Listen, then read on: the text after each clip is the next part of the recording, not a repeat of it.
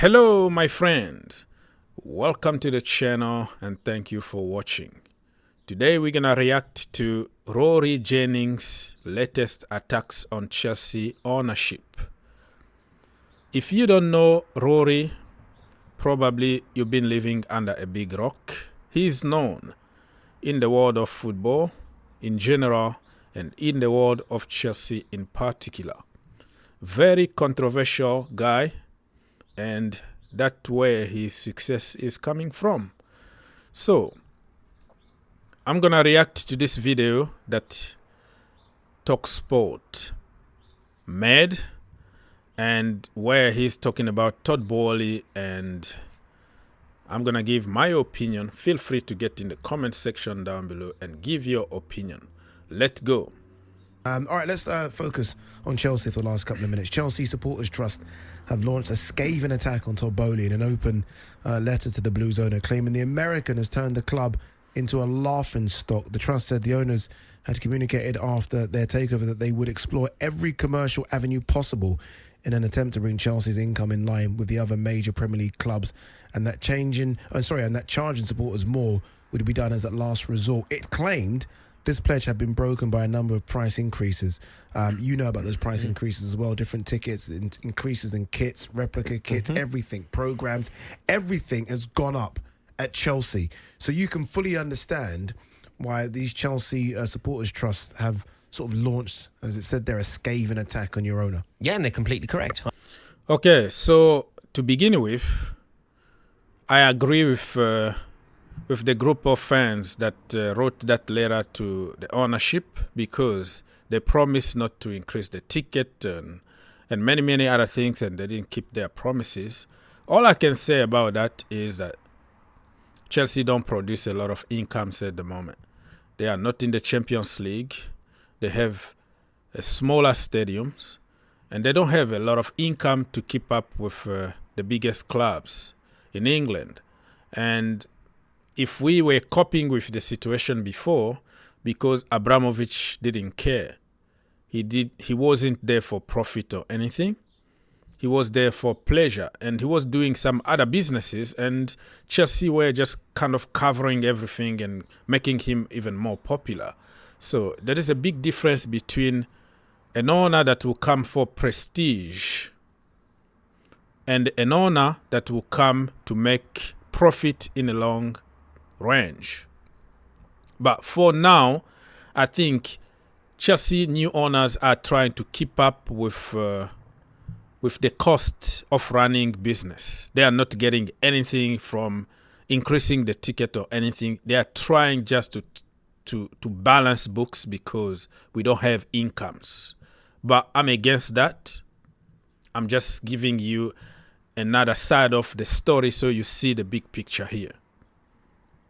I know some of the people involved at the Chelsea Supporters Trust, and they're spot on with this. You know, they've written a letter in a very articulate way, in a very polite way, all things considered, and I think they've made the point perfectly. They are totally correct. Todd Boehly and Clearlake are the worst thing to have ever happened to Chelsea Football Club. They are. All right, so we agree with what the supporters saying, and then he started launching attacks. Clearlake and Todd Boehly are the worst things that ever happened to Chelsea. Roll it back 1 year ago when Abramovich wanted to sell the club.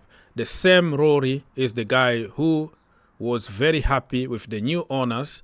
The same guy who didn't want the Saudi media group to come and buy Chelsea Football Club because apparently those people from the Middle East are oil money and he can't handle oil money anymore. And those Americans were the good people to take over Chelsea Football Club. And now, all of a sudden, they are the worst thing that ever happened to Chelsea Football Club. So you can tell the pattern here already, flip-flop FC. Let's continue. Genuinely the worst thing to have ever happened to the club. The way that they have approached everything since they have taken over has been wrong. I've never ever known a situation where an ownership can come in and totally erode the soul of the club, totally erode what the club should represent. Chelsea have never gone 2 consecutive years without silverware since Abramovich bought the club. So since 2000, between the years 2000 and 2005, Chelsea didn't win. Okay, so now he's talking about Abramovich. Remember when Abramovich sacked Frank Lampard? The same guy came and said he should sell the club. I'm tired. I'm sick and tired of Abramovich ownership. He need to leave. So the guy take advantage of controversy, something that will work for his benefit, something that will create a lot of debate between fans.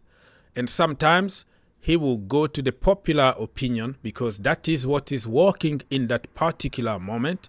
That is what is going to give him a lot of reactions, a lot of clicks, and a lot of money on social media. So the guy is absolutely a genius in a wrong way, a genius of take advantage of this particular moment to make money for myself.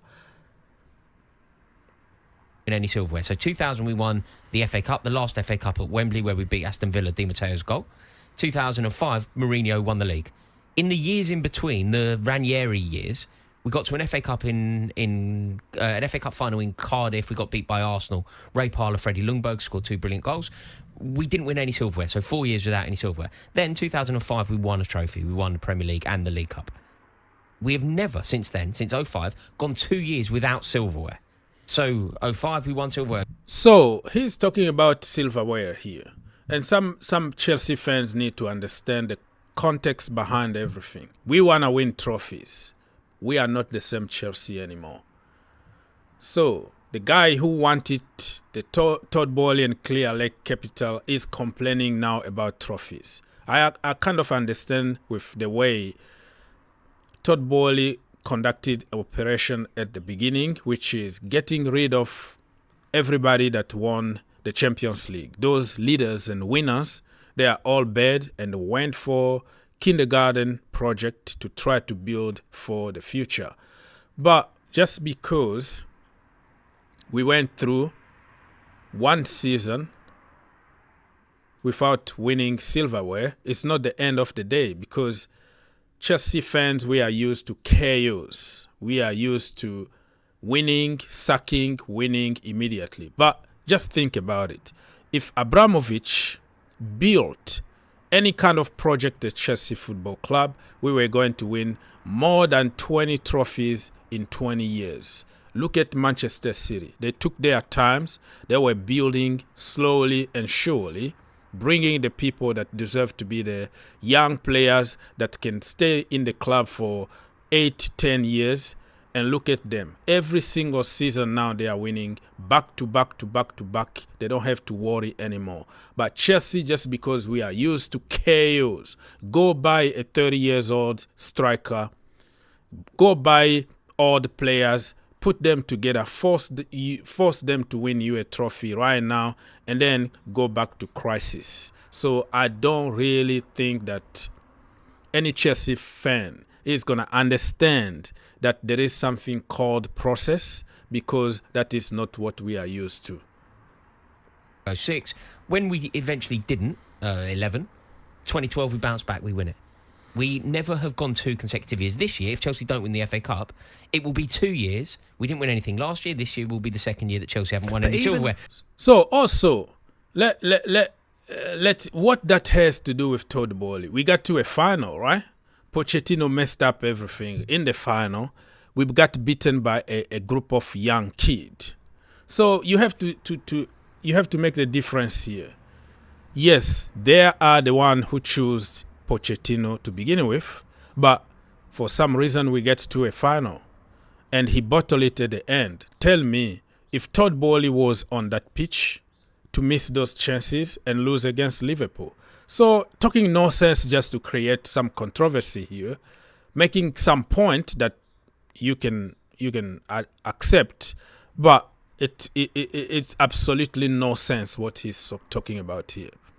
That will be 2 years in the 2 years that they've been in charge. But even if you don't win anything, aside from trophies, and look, it's easy to kind of judge where a club is when it's sometimes which trophies, but I always feel like even if you were to win the FA Cup, it's just papering over the cracks, isn't it? Completely. Because the club's in a mess. Yeah, the club is in a mess. There has never been a greater disparity between the supporters and the board Yeah. The way that the board have approached every single situation has been wrong. The way that they have changed. So, for example, if you had a season ticket in the West Stand upper, that season ticket went up in cost by an absolute fortune. It went up to being about £3,000. It became a corporate area. It's your seat. You've sat there for 20 years. Suddenly it goes up by about 300%. Simply because it's now a corporate area. So your season ticket has gone from being affordable to totally unaffordable through no fault of your own. And there will be fans, I say that in inverted commas, that will pay the 3,000 as well. Some will, because they may live in a very fortunate life. They may be living a very fortunate life, and they will have that disposable income. Others will be penalised, and they will not any longer be able to go and support their team. And for a lot of people, that's their social, that's their life, that's their lifeblood. So no, Todd Boehly has approached Chelsea through the lens of being a venture capitalist. He has approached it through the lens of squeezing the Chelsea brand for every single penny that he can get out of it. And the crucial thing here is that in his manifesto, you know, when he was trying to buy the club, and he was one of a number of bids, when he put his manifesto forward, this wasn't it, man. Everything that he...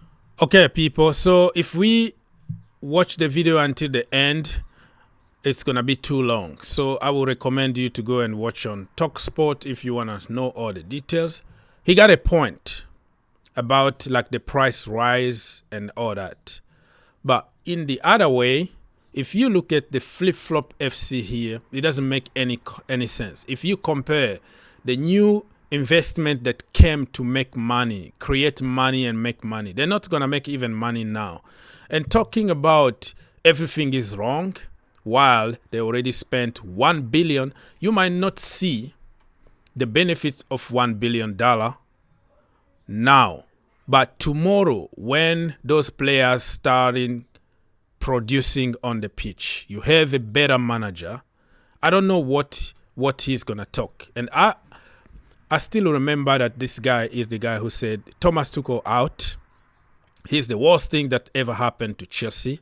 And then Thomas Tuchel won few trophies and hey, oh, I'm sorry, Thomas Tuchel in.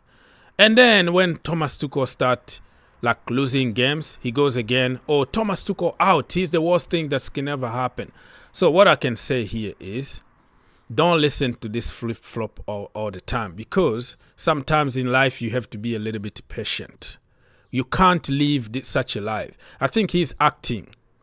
He looks like a brave young man, a businessman who understands what is working for him in that particular moment, but not necessarily that he's right. Like many people will agree with him because everybody wants Boehly out, Pochettino out. But when we were spending a lot of money on buying Enzo Fernandez, Moises Caicedo, Noni Madueke, Cole Palmer, everybody went, oh my goodness, this is Abramovich 2.0.